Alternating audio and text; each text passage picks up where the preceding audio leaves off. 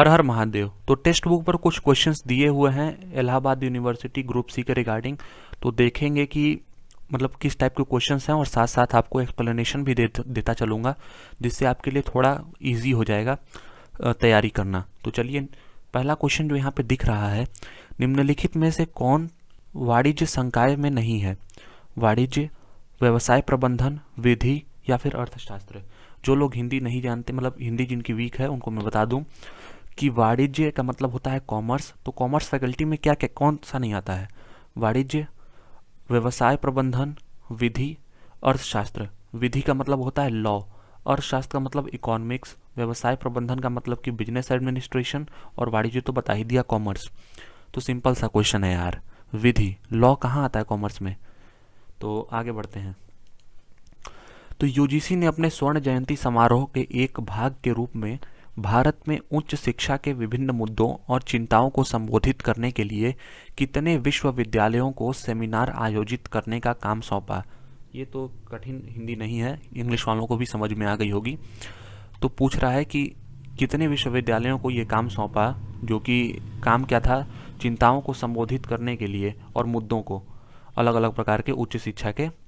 तो total 11 universities को सौंपा था। ये क्वेश्चन अभी हाल ही में आप लोग अगर न्यूज़पेपर पढ़ते हैं तो आप लोग को पता होगा। आगे बढ़ते हैं। प्रारूप पर हस्ताक्षर करने वाले अधिकारी के संबंध में निम्नलिखित में से कौन संचार में इंगित नहीं किया जाता है? तो जैसे कम्युनिकेशन नीचे लिखा रहता ना कि कैसे आप इससे कम्युनिकेट कर सकते हैं कि इस अधिकारी से, नाम दिया रहता है उसका, टेलीफोन नंबर दिया रहता है, पद दिया रहता है यानी किस पोस्ट पर है, पता कहाँ दिया रहता है अधिकारी का, उसके घर का पता कभी देखे हैं? नहीं ना, तो ये इसका पता होगा चाहिए। चलिए सही है। तो आगे देखते हैं। एक फाइल जिस पर कार्रवाई अभी पूरी नहीं हुई है उसे डैश के रूप में जाना जाता है। बहुत इजी क्वेश्चन है, ये देखने से ही पता चल गया। Case file, record file, current file या फिर डेस्क फाइल। तो इसमें एक नाम आप लोग को बहुत मतलब, करंट फाइल। करंट मतलब क्या है? मतलब चल रहा है काम, ये मतलब वर्तमान में हो रहा है।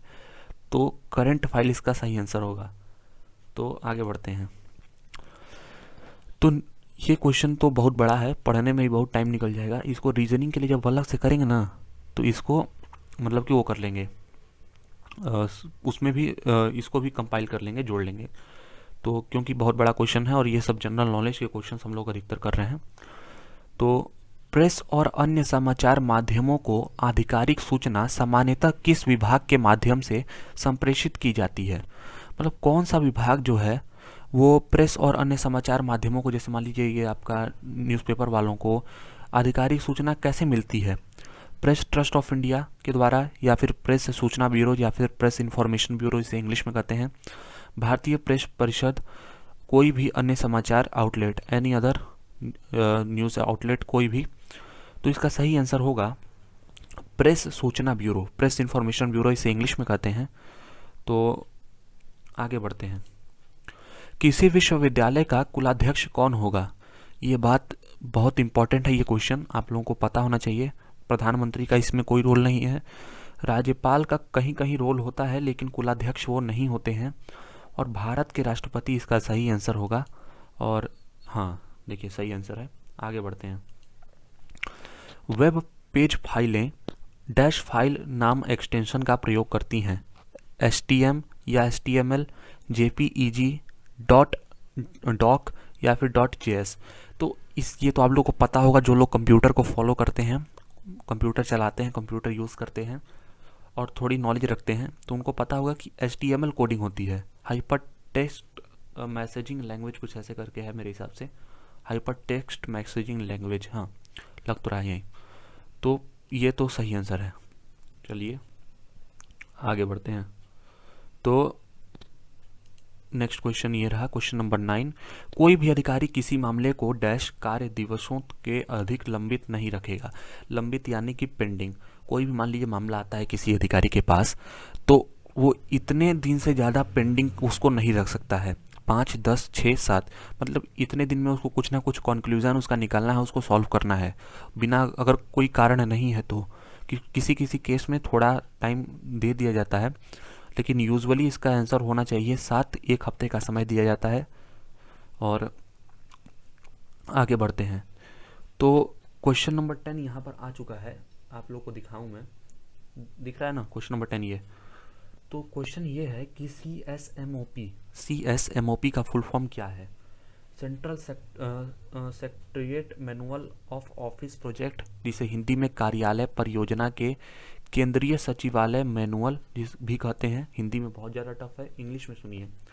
Central secretariat manual of office procedure, या फिर central social manual of office procedure, central statistical manual of office procedure. आप लोग बोलेंगे तो टेलीग्राम ग्रुप में इसका ये क्वेश्चन मैं भेज दूंगा स्क्रीनशॉट के साथ, ठीक ना। तो इसका आंसर मुझे भी सच बताऊं तो पहले पहले नहीं मालूम था, और फिर ये मैंने क्वेश्चन बहुत पहले देखा था। कब देखा था मैं बता रहा हूँ, विदिन ये क्वेश्चन कहीं आया था तो मैंने इसे देखा, तो इसका आंसर होना चाहिए सेकंड वाला। कोई बड़ी बात नहीं, आपको भी नहीं आता है तो, क्योंकि ये क्वेश्चन शुरू में एक जगह मैंने भी देखा था तो मुझे भी ये नहीं आया था, लेकिन एग्ज़ाम्स में ये जल्दी बहुत आता है, क्योंकि एक तरह से देखिए ना बहुत बड़ा इसका नाम है। तो उम्मीद करता हूँ कि वीडियो आपको हेल्पफुल लगी होगी। ऐसे ही सीरीज़ और 10 क्वेश्चन बाकी रह गए हैं ना, तो इसकी सीरीज़ अभी आएगी अगला क्वेश्चन की, अगला पार्ट की, तो आप लोग को वो देखनी है। वीडियो पसंद आएगा तो लाइक करिएगा ना। ठीक, बाय बाय, हर हर महादेव।